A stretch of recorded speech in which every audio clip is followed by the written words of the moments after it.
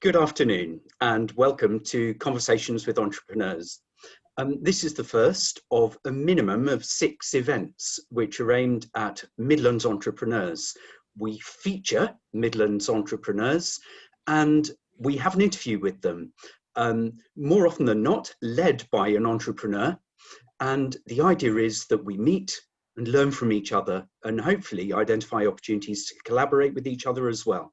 All of which we think is good for business. The event features an experienced entrepreneur being interviewed, and as part of the interview, once we've gone through the main part of the interview, you can ask them questions. You should find that the Q&A section within Zoom is already open, and you're encouraged to table your questions and we will select from them. Don't be disappointed if your questions aren't selected. We're not saying that they're bad questions.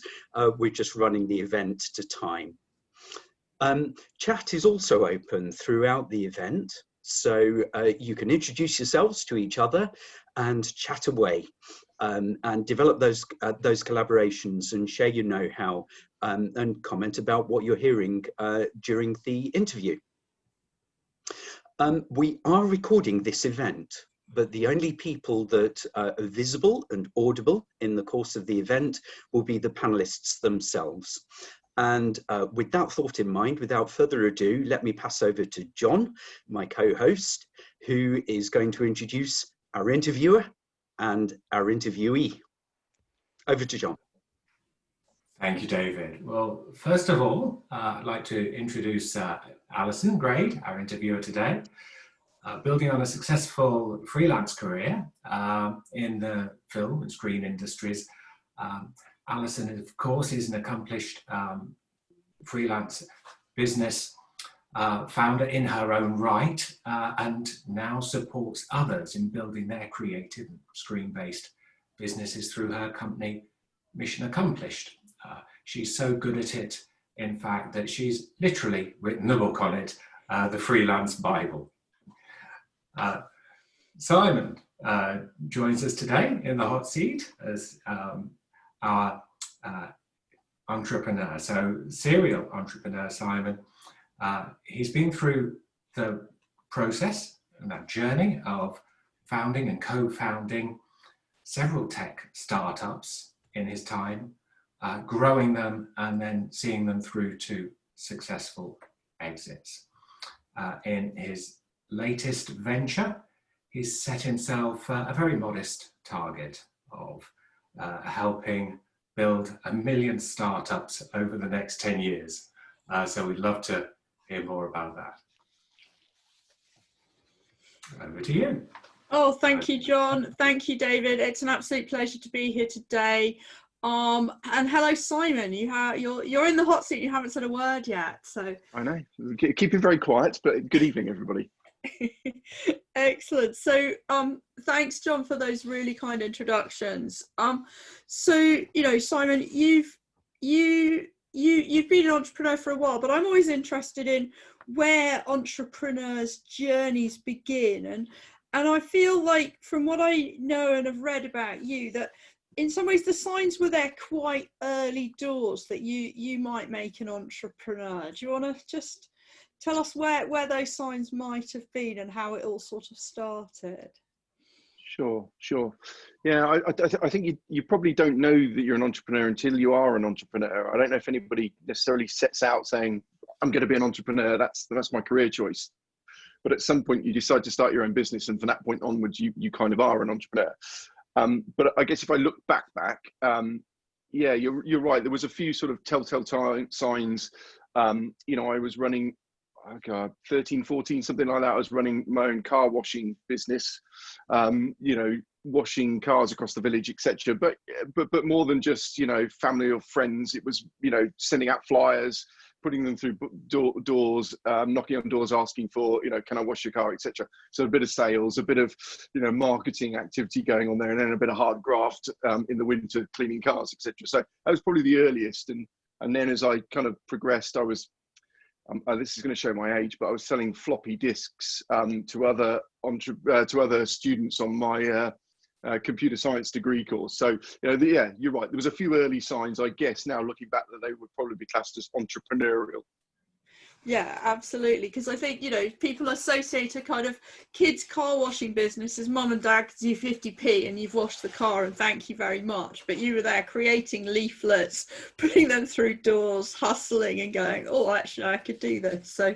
So yeah, absolutely. And I think the same for me as well. I was always kind of hustling and doing things and spotting opportunities. And, what, I guess, from there, you went into quite a traditional workplace in the beginning, and then you moved and started your own business. What do you think are the qualities in you as an entrepreneur that make you an entrepreneur? What do you think are the qualities that really define entrepreneurs?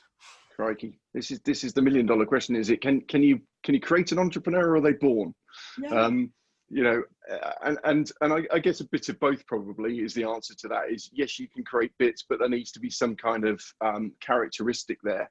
I guess the biggest one for me is probably this action orientated. They want to get stuff done, get things moving, etc. So that action orientation is something that I see in fellow entrepreneurs.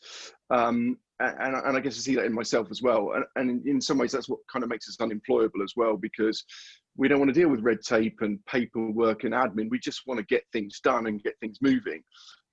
So I suppose that's the key one. Other things like an appetite for risk. I certainly correlate my entrepreneurial risk taking with my physical risk taking, whether that be, jumping off out of a plane or climbing a mountain or whatever. I think there's a correlation there, probably not completely, because I guess you do get entrepreneurs that don't have that, but there is some kind of risk taking there. So I think those two things tend to be a correlation with entrepreneurs, but I bet there's a million other things. No, you're making me think about things, sort of just the adrenaline of that uncertainty as well, that sort of adrenaline.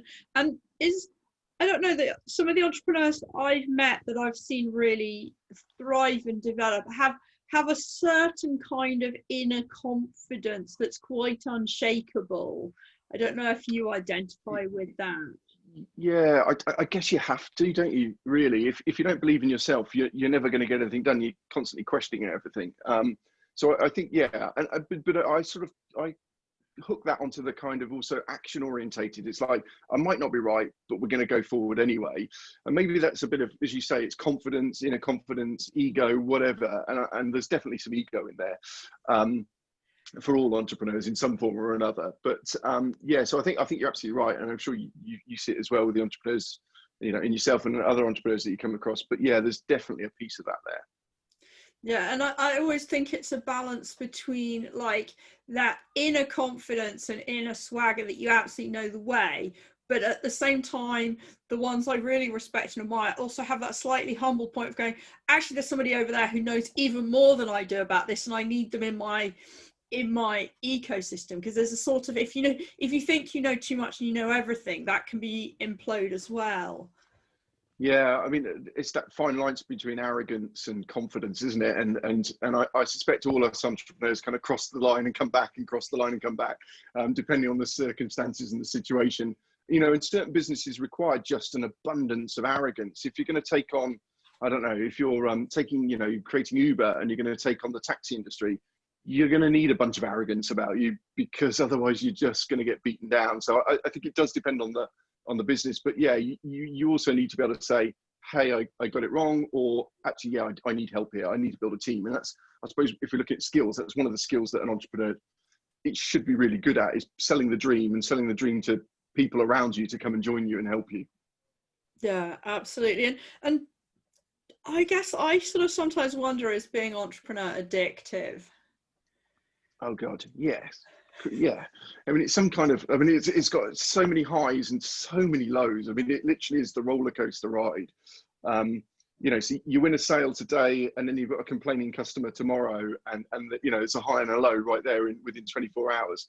So it is all of that. But yeah, I think there's a certain addiction about it, and I think there's also a certain, and maybe it fits in with that ego and confidence and stuff like that. Is that working for some other organization becomes, at a point once you've been an entrepreneur for a while, becomes almost impossible because of the way you think and the way you want to take action and the way you want to move forward. So yeah, I suspect there's an addictive quality to it there for sure. Yeah, and I think as an entrepreneur, you find your own identity, and you going into another company and operating under that identity, I've always found hard, that I'm not able to just kind of do it my way, because I think I've got a good way of doing things, and towing the line with other people's other strategies, other systems, and that kind of thing. And no, you're exactly right. Yeah, those kind of, looking at something and go, well, that's clearly broken, doesn't work, but you kind of have to do it anyway because that's the way we do it here. That doesn't sit well with very many entrepreneurs at all. It's like, yeah, but it's broken, let's fix it. Let's do it, do it differently. Not that that's just the process and that's what we have to follow. Yeah, you're right. It just doesn't fit very well with an entrepreneur. That's why they cause friction in big businesses. They're difficult. Yeah, and it goes back to your action orientated thing. It's like, well, it's broken, so I'll just fix it. It's just obvious it's broken, and it's like, don't you want to fix it? Yes, exactly. Yes. No, we've been like that for 20 years. It seems it works for us. Well, yeah. Could be faster, could be better, and all that. Yeah, totally. No, absolutely. We're very off topic. I think one of when we spoke the other week, we touched a bit at the end of our conversation about mentors. I know for me, mentors have played a huge role in my journey as an entrepreneur and just in my career. And I know we kind of share a mentor in common in Mike Southern, who we both know, who's the beer mat entrepreneur. And I just wanted to explore more with you the role that mentors have played in your career. Yeah, so I've never sort of, I guess, had what you might call an official mentor, but I'm, like I think most entrepreneurs, we're very inquisitive. Some might find it rude, but I'll ask a million questions, and it's because I'm trying to understand, and I really want to get into the nitty gritty of something to really understand it. So I want to pick it apart. As a kid, I would take everything to bits. My parents would go mental. They'd buy me a Christmas present, and before long, it was all in bits. So yeah, that inquisitiveness of trying to take things apart, asking lots of questions. And, I guess mentors for me, there's been a whole bunch of people. Mike was probably the first person that, when I was starting my very first business with kind of no clue about what I was doing other than the kind of technology that we were using, I understood that, but business-wise, not a clue, I think it's been before Google, but how do I create an invoice? Is the first question I'm trying to figure out. But yeah, and Mike was one of those people, as that was kind of writing books around the subject of and running lectures. Exactly. And so I went on his program. I think a 1 day, 2 day program, etc. And yeah, was able to pick his brains. And I think that's what I look for in sort of mentors, as it were, is look for people that've been there, done it, got the t-shirt. Quite often entrepreneurs as well, because it's kind of a raw, real thing. They've actually sweated in that journey themselves, so they really understand it, particularly if they've only just gone through it. Often people say, well, I want my mentor to be Richard Branson. I say, yeah, that's great, but the last time that he did this is unfair on him, a hard day's work was a long time ago. If you'd got him 20 years ago, you might have got a different understanding of the problem. What you want is someone that's literally been through it. So that's what I'm always looking for, is the person that's just ahead on the ladder, to try and pick their brains, ask them lots of difficult questions, etc.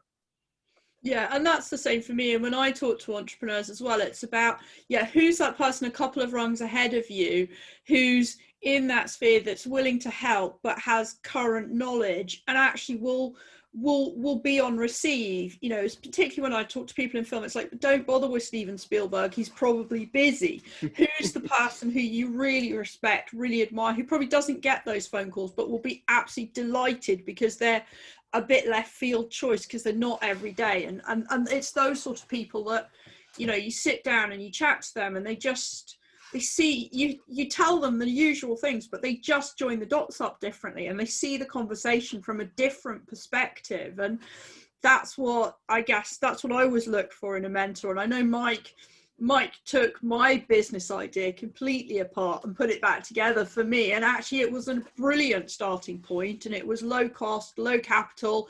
It enabled me to get going without having to raise finance and all of that kind of thing.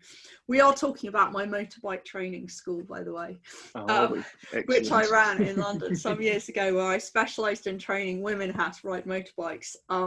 And, you know, it was going to be a shop and I was going to have all these overheads, and Mike's like, no, start with a training school, because that's where everybody starts. You can do it out of your house and you don't need it. You've got a garage, you know, you didn't need those overheads. So it's those questions that help you. It didn't change what I was trying to do, was get women on motorbikes, but it changed how I delivered it and enabled me to get into that business. And I think that for me was that role of that mentor to help me do that. And I guess you do a lot of that kind of thinking now with entrepreneurs, because you're very passionate about helping other entrepreneurs. I mean, you founded Birmingham Entrepreneurs, and I guess you have lots of those conversations. Yeah, I do. And I thoroughly enjoy it, because being around other entrepreneurs is just such a rewarding experience. They tend to be, you know, similar type people, you know, from lots of different backgrounds, but similar sort of outlook on life. And as we said, action orientated.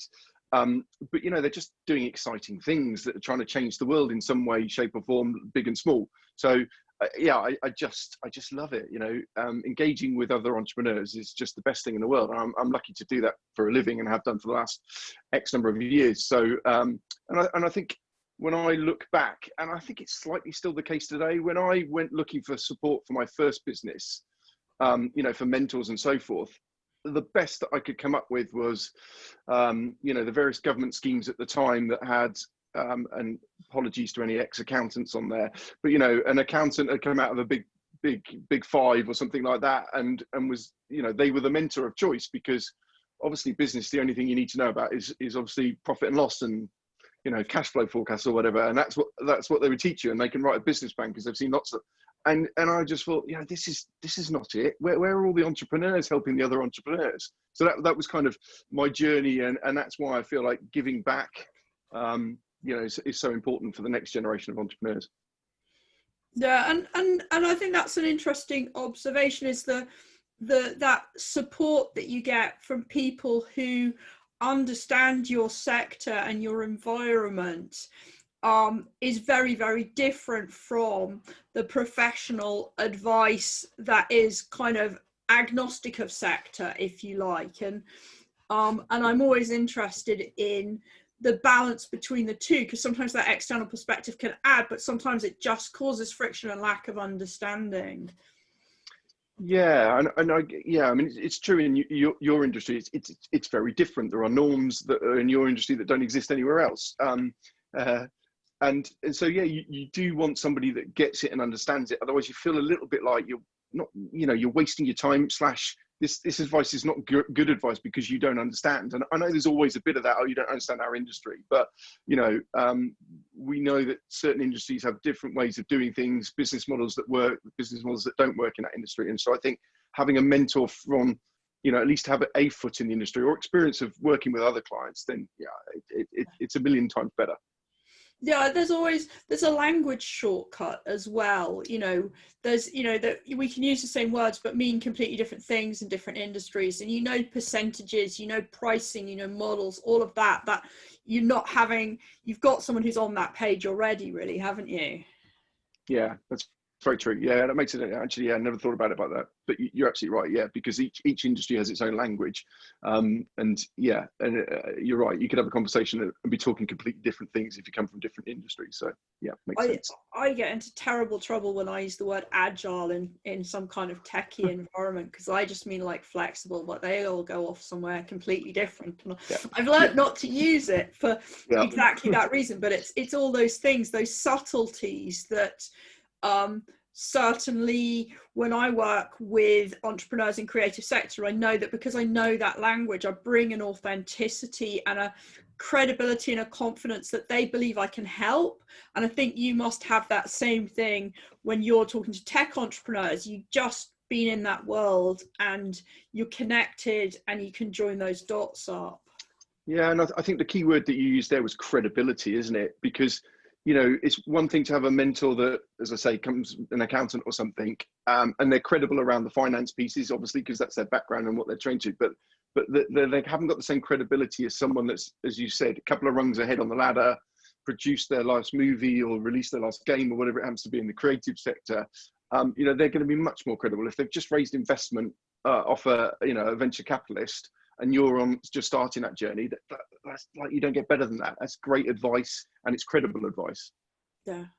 Yeah, and I think that's quite a good segue to move into talking about you recently being heavily into coffee, and that was quite a different venture for you, wasn't it, in terms of actually going into Urban Coffee, running that, setting that up, and you brought a tech element to it, but it wasn't really a tech business, and that was quite interesting.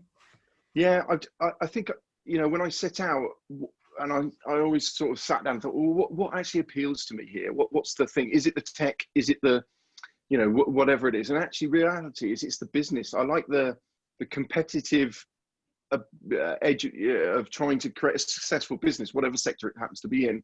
And yeah, sort of, it's a long way to go now. 10 years ago, 11 years ago, I just sold one of my businesses, and I was kicking around thinking what to do next. Always been a passionate coffee drinker, and I thought, do you know what? I saw an opportunity, or what I thought was an opportunity, with what was then called the third wave of coffee. But, you know, kind of Starbucks had arrived and been in the UK for a while, but actually we were going into a much more sophisticated world of coffee, kind of like we did with the wine. You know, if you go back into the 80s, we're talking about, do you want a red wine or do you want a white wine? And then we get into the kind of 2000s, and we're talking about, well, what kind of bean do you like in your coffee? Do you want a Monsoon Malabar from India, or do you like a Brazilian, you know, or an Ethiopian Yirgacheffe? You know, you're starting to talk about much more, you know, depth into the coffee choice, rather than, do you want a latte? Do you want an Americano? Which is kind of what Starbucks brought us. So I'd seen an opportunity. It didn't exist in Birmingham, for example. It was established in London because there's been a lot of Kiwis and Australians come over and brought that kind of culture with them. But it hadn't kind of got out into the suburbs of London, as it were. Yeah, so I decided, well, let's have a crack at a business to consumer opportunity, and created Urban. And 10 years later, still going, and but exited the business earlier this year. And talk to me about that difference, because we have, you know, I certainly found that most of my career has been B2B in terms of the media and the screen sector, and working with highly motivated, intelligent teams. Everybody's driven, all of that side of things. They're all on their own career trajectory. They want to make it work. It's quite, the management side of that is very different to working. Certainly I found when I was running Girls Angels, B2C, I had ex-London dispatch riders being my motorbike trainers, and if they had a skinful the night before, quite frankly, they just didn't show up, and you were lucky to get a phone call. And that for me was a massive eye-opener and a real challenge. And I don't know, you've also made that pivot from the B2B and the B2C. So what was your experience with Urban? I love the fact that it was called Girls Angels. I mean, that's brilliant. Why is this not a bigger thing? Where's it gone? Bring that back. Yeah, I mean, that resonates with me completely. So yeah, going from a B2B world where, you're hiring IT, in my case, IT security professionals or cybersecurity professionals at, starting salaries kind of 40 grand or something like that upwards. And so these are career-driven, well-educated, etc. individuals, and then moving into a consumer-based where the vast majority of the employee base, at least, is not that. It's minimum wage-ish. It's in that ballpark, and therefore you get a different individual. However, I have to say, at some points in the coffee shop world, because of the education system, we literally had all of the staff had a degree. Now, which is a crazy situation to be in, and I think you could go on a debate about what does that mean for the UK education system. But when everybody was told to go and get a degree, well, they did, and they all got degrees in all sorts of things. So but that wasn't that wasn't the long-term norm. I guess it was a phase in the size. But yeah, exactly the same problems is you're now having to, spend a lot more time in managing staff, motivating staff than you ever would have to or ever needed to in my B2B businesses. And, that's still the case today. So it was an eye opener. And I hadn't foreseen the amount of time and effort and therefore cost effectively that goes into that.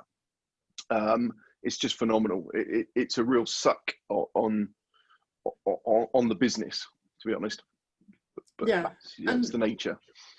For me, I found that I had to very quickly try and develop a new skill set and a new approach, because my previous approaches of appealing to, this is in the greater good of you and your career and and you'll get the next brilliant job and the next commission and and all of that just kind of went over people's heads, and it was very, very challenging and trying to find ways to motivate and enable and get people going. And wanting to come on that journey with you. How did you sort of address some of that? Yeah, I mean, yes, all those problems, absolutely. So we spent a lot of time looking at culture, looking at human resources processes or people processes, trying to get everything processized to make everything equal and the same. You have to get good at hiring and firing. Is the reality of it, and you have to be pretty harsh about it, because you just can't deal with those the flaky, for want of a better word, people, because it affects the revenue the next day. If someone doesn't turn up, you can't open a coffee shop. It's very, I suppose the difference with the B2C world is you see the impact almost immediately. If you've got a bad member of staff, you can see the takings are down for the day. If you've got a bad manager, you can see the takings are down, at the end of the week. You can literally getting a real-time feedback from the customer on your staff's capabilities. So therefore you have to make decisions really quickly. So it's and that's why you see high turnover in these environments, because you have to. If it's not a good fit, it's not a good fit. So yeah, a lot of time spent looking into that. I think that's, my reflection is, yes, it was a pain, but actually, has it made us a better, did it make us a better business? Yeah, absolutely did, and give us new skills, and understanding of how to manage that type of workforce. Never say I got it cracked, but it certainly got better over the years. Yeah, but it's also having, I guess your tech background gave you that analytical looking at it from a systems and process place to go, actually, I could link this with sales and takings, and therefore I had evidence to make decisions to improve, and you brought that sort of rigor and that side of it to the business as well. Yeah, exactly. I mean, so yeah, that was my skill sort of coming in, was I understand the tech side of things, and let's try and map that onto it. And traditionally as a business, the hospitality and retail sector is just backwards. It just is backwards.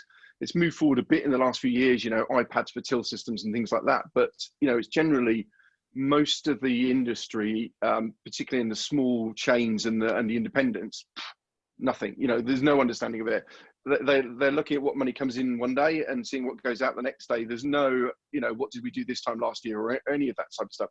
So yeah, I was able to bring all of that into the business, so that we can be really analytical. And I think for the size of the organization, we probably had, I would imagine a large chain of coffee shops probably didn't quite even have the sophistication that we had at times. So yeah, I think that's one of the reasons why it's still around now today, is because of that, that analytical view of things, trying to figure out what makes sense from, a numbers point of view, rather than just winging it, which is what I think most of the other industry does, basically. Well, I think a lot of entrepreneurs will resonate with the slightly winging it at the start factor as well. But I think, certainly, as you say, technology is absolutely in our favor now to be able to analyze that. And I guess I'm interested in, like, if you were talking to someone starting up now and it was an industry that wasn't very good at analyzing data, what sort of tools, what would you be encouraging people to think about in terms of their data collection? Or I don't know if that's too broad a question.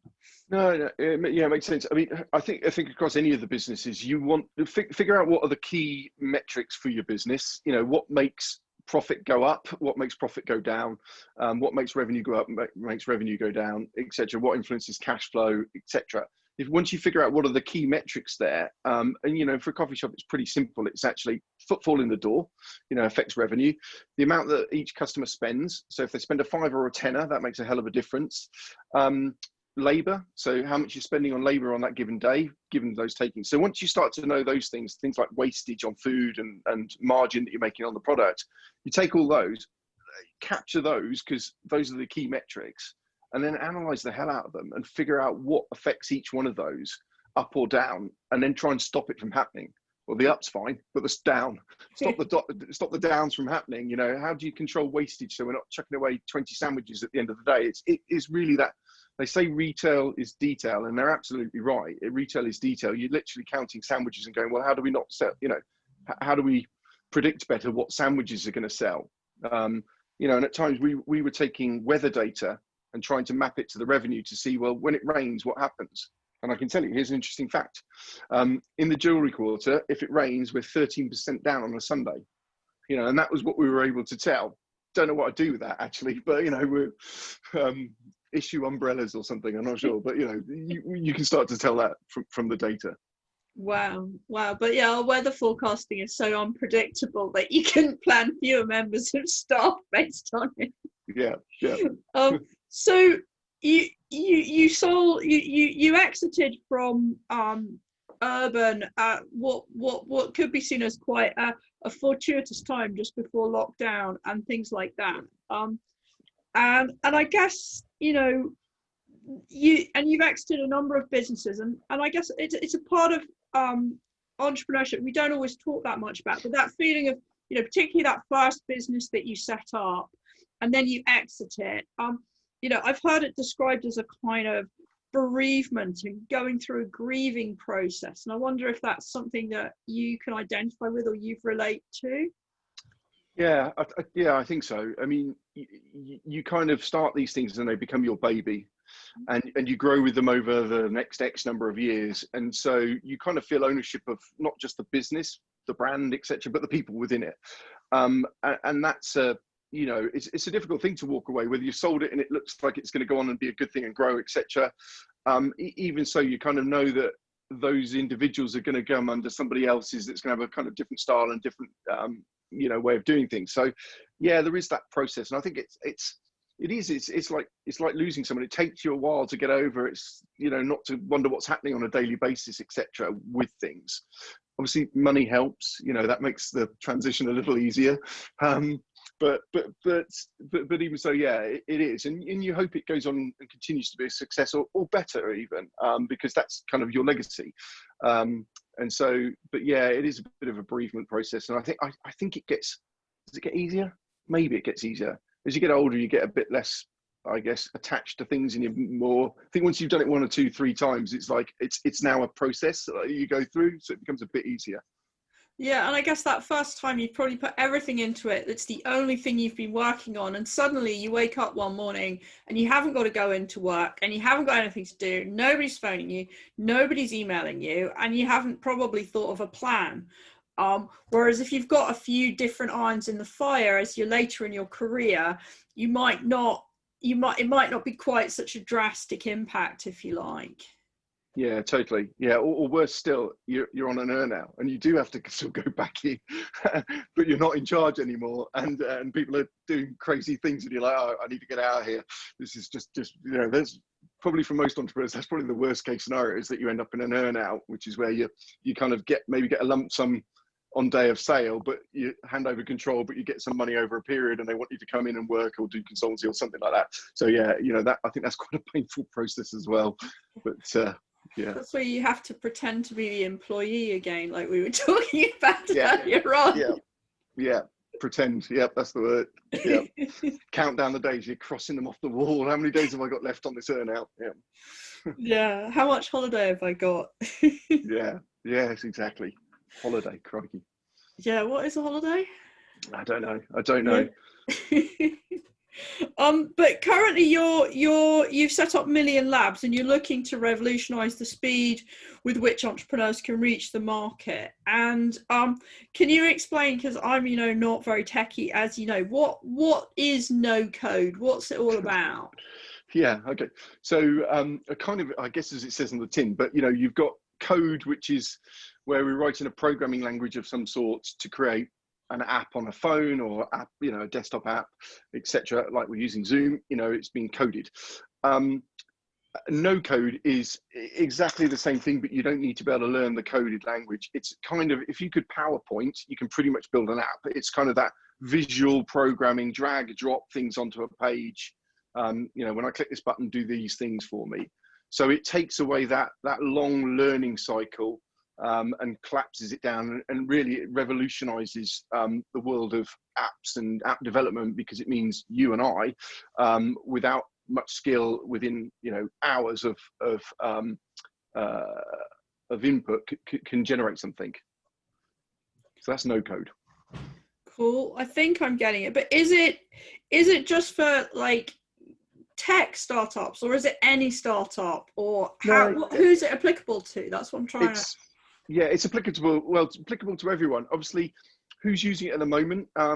It's absolutely being used by startups, but not just in the tech scene, but across the board, because they tend to be early adopters of these things, and it's it's close to free. It's close to free, so that obviously appeals to startups anyway. Yeah. So but we are starting to see even large corporates come in. I mean, my take on the world of no code is we're just gaining momentum.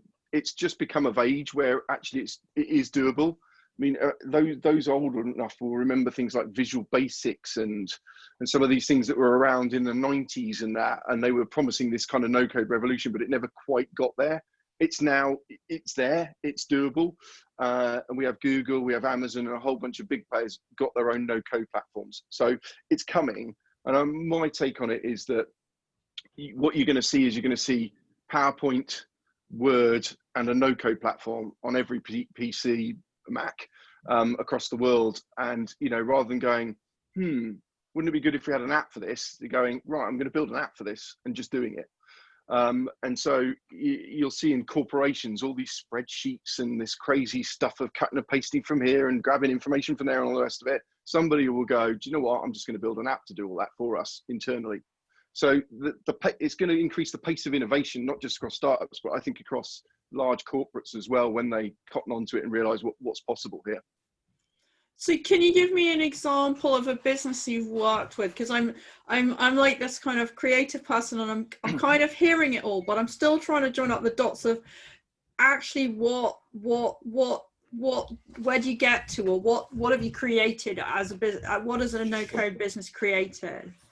So let me give you an example of a Midlands-based entrepreneur. So he is in the aeronautical industry. He works for a very large engine manufacturer near Derby, which might give it away. And he basically, his job, so he has an understanding of the industry, the aeronautical industry. And what he had recognized is that engine stands, so here's something I didn't know, and this is why working with entrepreneurs is great, is that when you take an engine off a plane, you have to put it on a bit of metal, and it has to be the right shape bit of metal for that engine. So, Virgin Airways flies over to Florida, has an engine fault, and suddenly they need to drop the engine out to repair it, and they need an engine stand that will fit there. So there are a bunch of engine stands all over the world in hangars and in storage, etc. But getting hold of the one that you need in the right place at the right time is a tricky business. And it's done by traditional, hello mate, you haven't got an engine stand, have you? Because my Boeing's stuck in Florida. You couldn't get me one over there, could you? I need it for a month. It's done like that. And so because of what he knows people that are doing that. And he said, do you know what? This needs a marketplace. This needs an app to bring all that stuff, bring that information into one place, and allow Virgin to just go down and go click, who's got my type of stand, and where is it in the world? All right, there's another one in Florida, but it's in Miami, but I can get it, sent to Fort Lauderdale or whatever. So that's what he's done, and that's what we've built for him, is a marketplace to bring those stands online and allow the airlines and those that are maintaining engines to be able to get access to that data really quickly. And that's all built in no code in the space of like 6-8 weeks. Oh wow.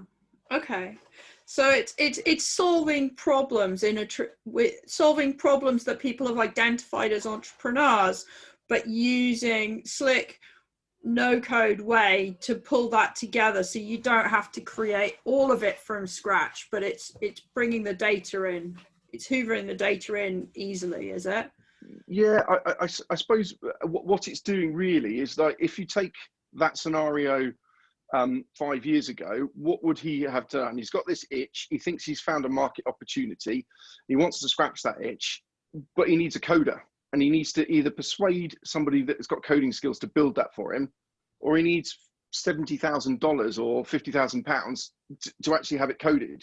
So where the hell does he get 50,000? You know, that's not the type of thing that most entrepreneurs have sat in their back pocket. So he either needs to go and raise investment, and all the investors say to him, well, when you've built it and you've got your first customer, then I'll give you your 50,000. So they're stuck in that catch-22 of, I can't build it because I haven't got the money, and I haven't, got the money, so I can't build. So this is what no code is revolutionizing, because he can build it now, and he could have built it himself, or he can get us to help him, etc. But the cost has just come down. It's like what would have cost $70,000 is now costing like $7,000. So we've had a 10x reduction in the cost to get to market.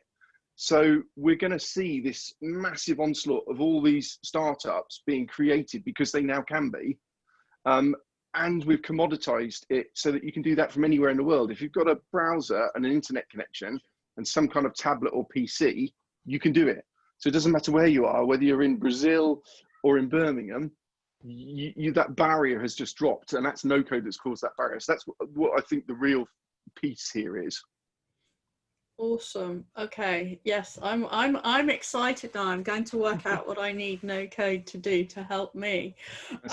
So I'm just conscious of time, and I've kind of got one final question, which is, if you could fast forward 10 years from now, what would you like to look back and say you're proud to have done?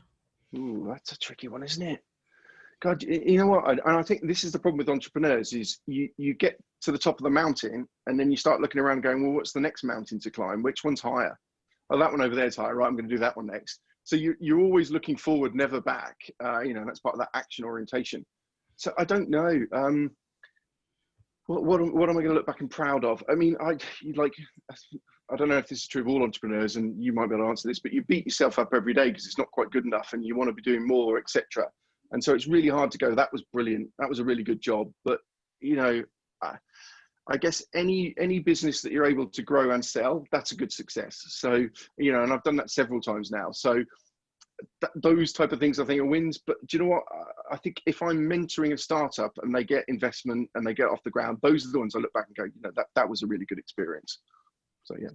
Yeah, no, yeah, and that's the same for me. I like to do my own stuff well, but it's also about, that person who comes and you see them at an event or something a few years down the line, and you go, that conversation we had in that coffee shop or that Zoom or whatever, I took your advice and now I'm here. And you're like, yeah, and sometimes it's not even a very it doesn't always feel like it was a very consequential, deeper, meaningful conversation, but you've just put a light bulb on with somebody and you've taken them in a new direction. And for me, that bit I love as well. Yeah, totally. Cool. And so obviously within 10 years, you will have started 1 million no code ventures. Yeah, that's the plan. So we set a target of 1 million, and we're still trying to figure out how we do it. I think we've done 200 this year so far, so we're going to have to put our foot on the gas if we want to do 1 million in the next 9 years. The maths looks pretty strong, but potentially possible. And I think this is the beauty of no code. It allows us to do things at volume and at speed. So we're not by any shadow saying 1 million successful startups in any way, but what is a successful startup? Sure, one that raises investment or becomes profitable, etc. But also one that takes 3 weeks to figure that there isn't an idea here and fails, because that's just as good a lesson and better than spending the next 6 years of your life trying to make it work when it never was going to work. So yeah, we're going to do 1 million in some shape or form. And I think we'll get there. Yeah, no, I think you're absolutely spot on about, try fast, try hard, but know when to move on. And we've probably all seen lots of entrepreneurs who've really tried to hang on to something for too long and tried to get investment or tried to get something off the ground. And really, that's been a real challenge for them. So I think that what no code also enables is that reality check much earlier in the process. So exciting stuff. And I'm conscious of time, and I'm looking at David now in terms of any questions that are coming up from from the audience or from yourselves, because I've learned loads about Simon and no code. It's been fascinating. Thank you.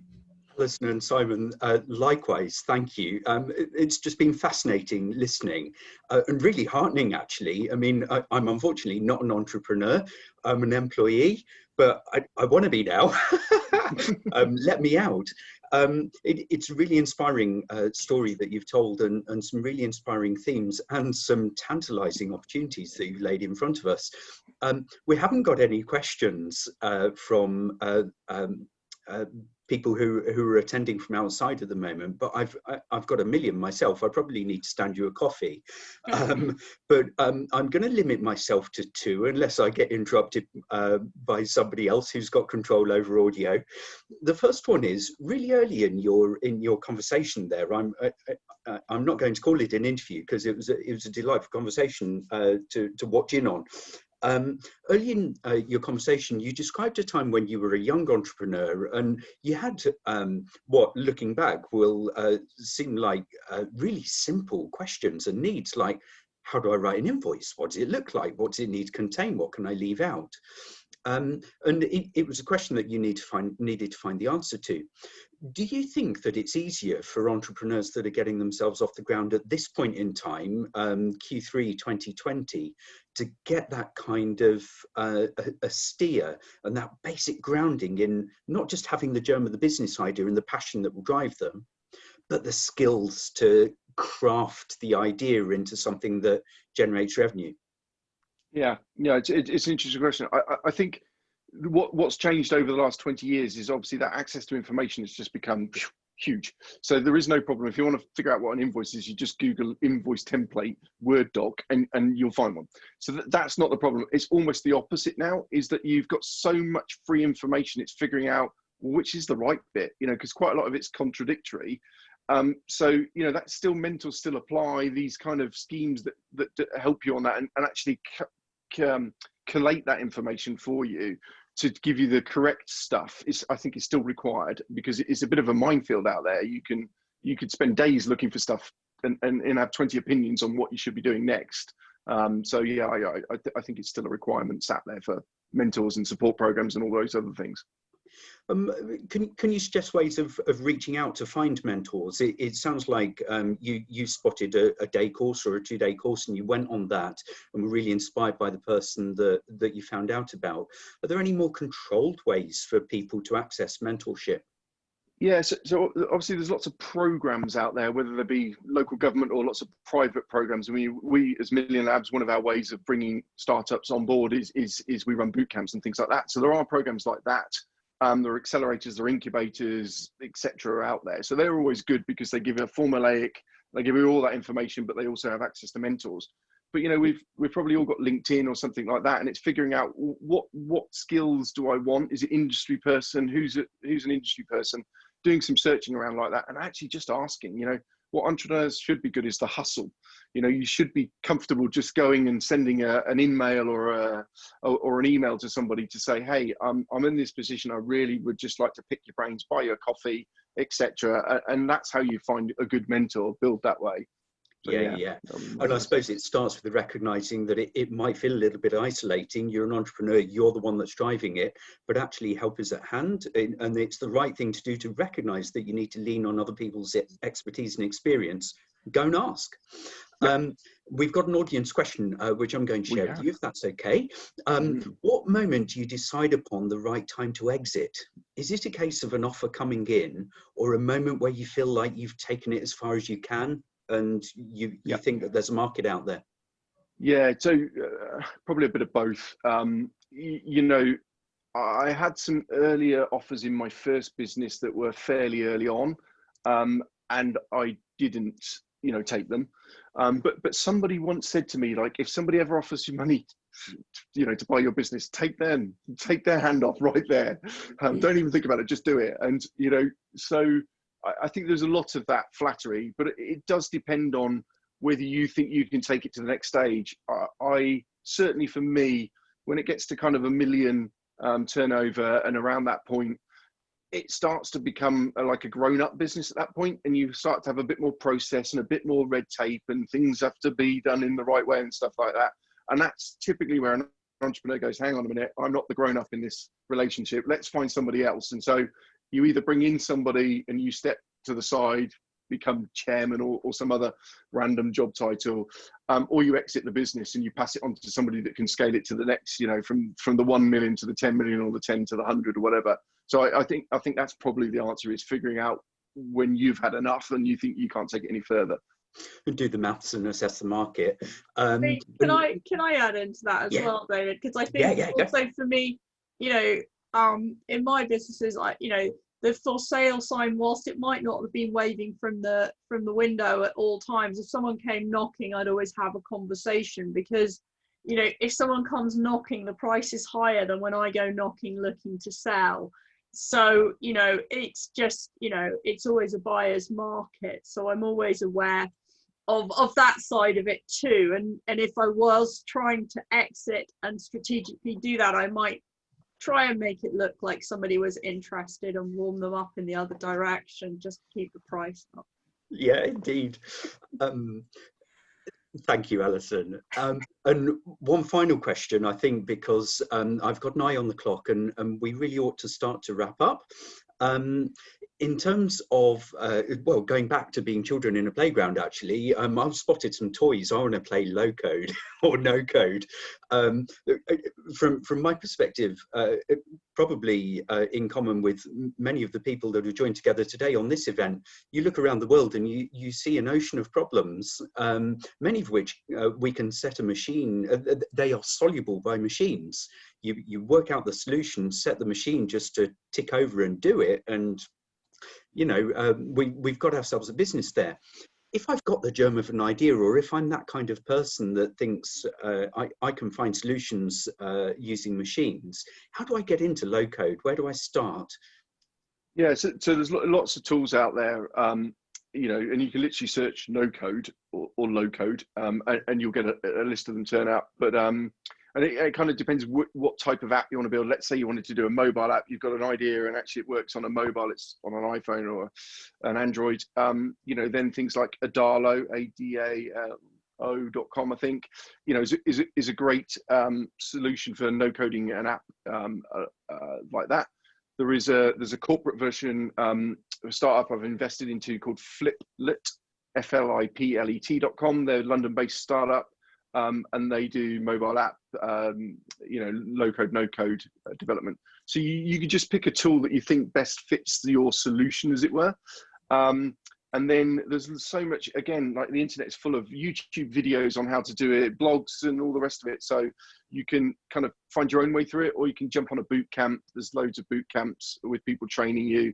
And literally, in our boot camp, I think is 16 hours. And at that point, you can build anything you want.